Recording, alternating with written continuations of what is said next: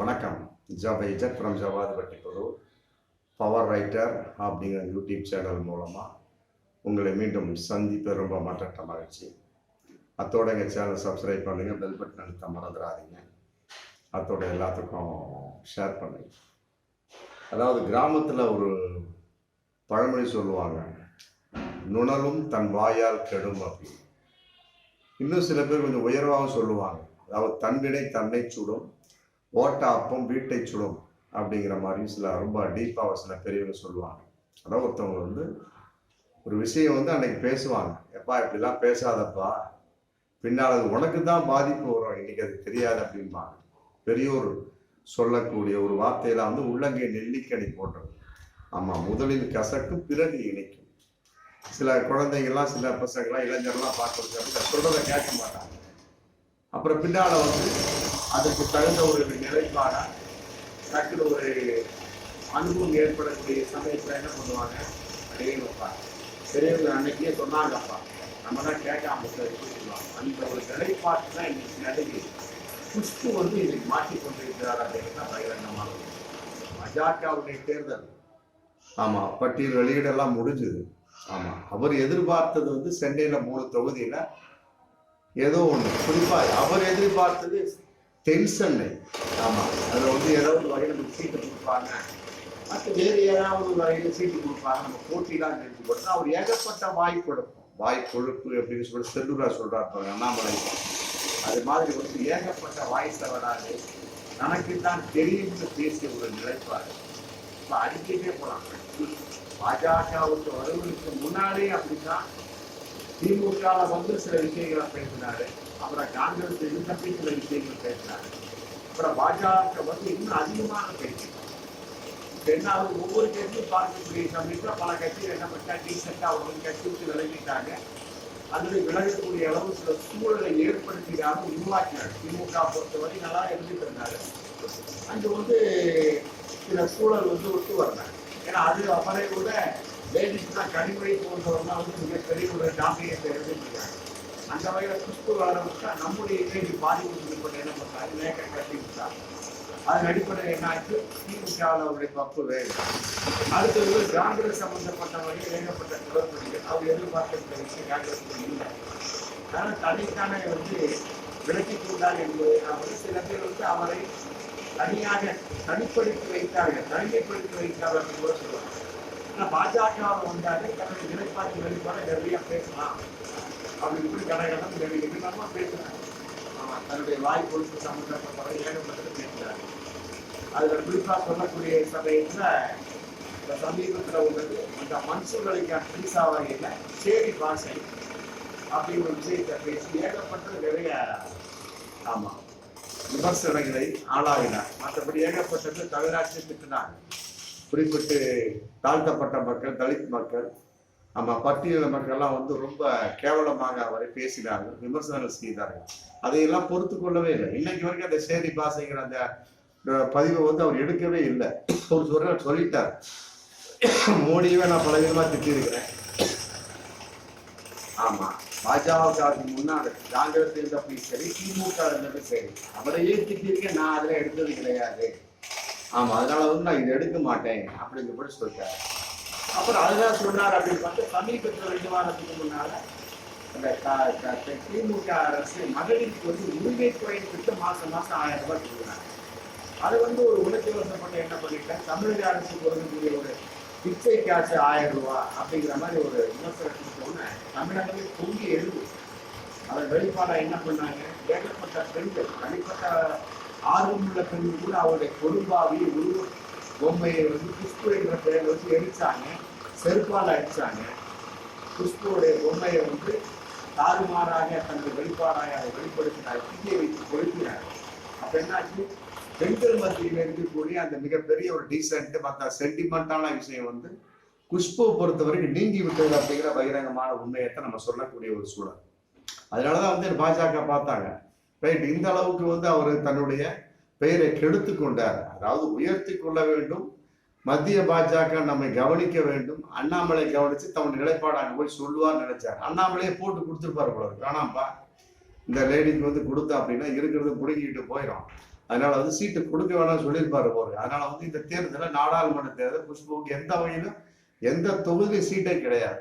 அவர் எதிர்பார்த்த பல தொகுதியில ஏன் விருதுநகர்ல ராதிகாவை நிக்க வச்சுட்டாங்க. நேற்று வந்தா ராதிகா, அந்த அம்மாவுக்கு வந்து ஒரு மாஸ் இருக்கு. சித்தி அப்படிங்கிற சீரியல் மூலமாக நிறைய இடத்துல போனா சித்தி அப்படின்னு ராதிகாவை கூப்பிடுவாங்க, ராதிகாவை சித்தினே கூப்பிடுவாங்க.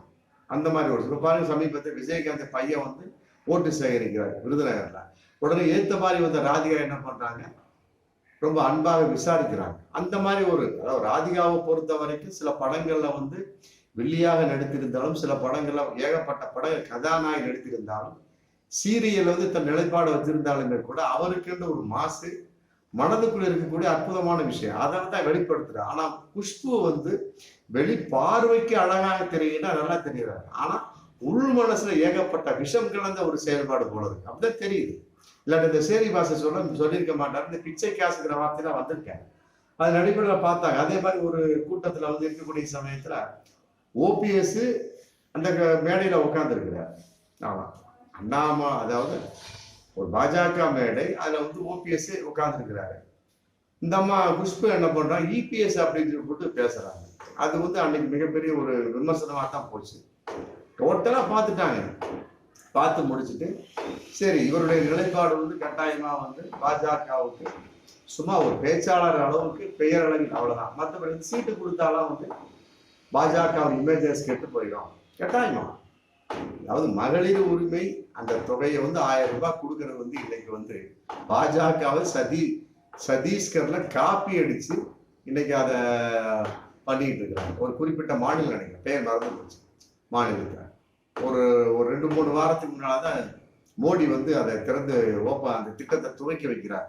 இன்னைக்கு நாங்கள் 1 லட்சம் பெண்களுக்கு கொடுப்போம், வரும் காலத்தில் 3 லட்சம் பெண்களுக்கு கொடுப்போம் போட்டு பெருமையா பேசுறாரு. எங்கிருந்த காப்பி, தமிழகத்திலிருந்து அடித்த திராவிட மாடலுடைய காப்பியை வந்து மோடி அரசு என்ன பண்ணுது, அங்கே குறிப்பிட்ட மாநிலத்திலிருந்து செயல்படுது. அந்த அளவுக்கு இருக்கக்கூடிய விஷயமா அதை போய் பிச்சை காசுன்னு சொல்லலாமா?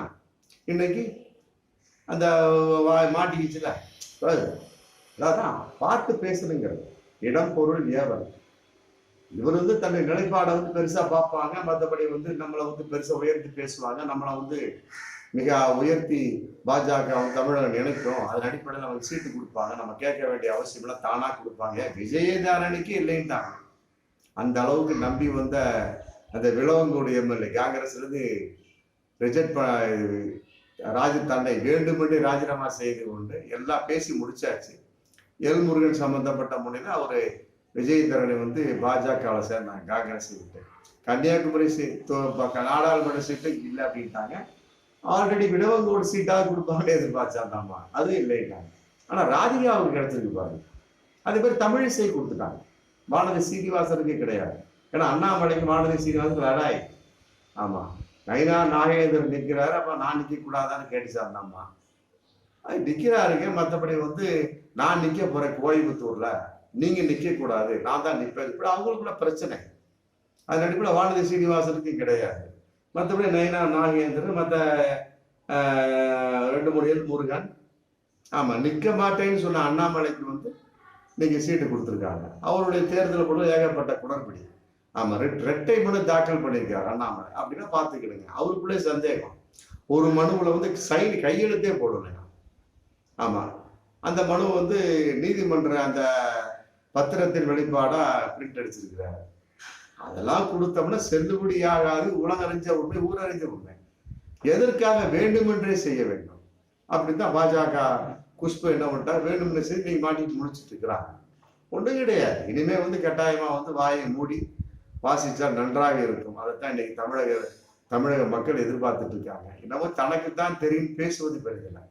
பிரச்சனைன்னு வர்றப்ப மாட்டிக்கணும், அது யாராக இருந்தாலும் அப்படிங்கிறது இந்த நிகழ்வின் மூலமாக நாம் தெரிந்து கொள்ளக்கூடிய சூழலாக இருக்குது. நம்ம இனி வரும் காலங்களில் கட்டாயமா அண்ணாமலை சம்பந்தப்பட்ட வகையிலும் சரி, ஆமா குஷ்பு வகையில சரி, கட்டாயமா வாய்க்கொழுப்பு, தேவையற்ற வார்த்தை மீறல் இருக்காது அப்படின்னு நினைக்கிறேன். அதே நேரத்தில் இன்னொரு விஷயம் நம்ம பார்க்கணும்.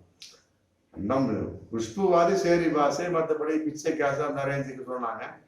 ஆமா, ஓபிஎஸ் இபிஎஸ் சொல்லிட்டாங்க. ஆனா அண்ணாமலை அப்படி இல்லையே. ஏகப்பட்ட விஷயத்துல ஜெயலலிதா அம்மையாரை தாக்கி பேசினார், மற்றபடி அண்ணாவை தாக்கி பேசினார். மற்றபடி வந்து எம்ஜிஆரை தாக்கி பேச, பெரியாரை தாக்கி பேச, அவருக்கெல்லாம் சீட்டு கொடுத்துருக்காங்களா? அது என்ன நிலைப்பாட தெரியல. இப்போ இதையெல்லாம் விட பாஜகவின் மிக பெரிதாக பார்க்கப்பட்டது என்ன, தமிழக மகளிர் உரிமை திட்டத்தை இச்சைக்காக நீ பேசிட்ட கட்டாயமா பெண்கள் ஓட்டு கிடைக்காது. அப்படி இந்த அம்மாளுக்கு சீட்டு, குஷ்புவுக்கு சீட்டு கொடுத்து பிரயோஜனம் கூட ரிஜெக்ட் பண்ணிட்டாங்க. ஆமா, அப்படிதான் தெரியுது. இல்லைன்னா அண்ணாமலைக்கு சீட்டு இல்லைன்னு சொல்லியிருப்பாங்கல்ல.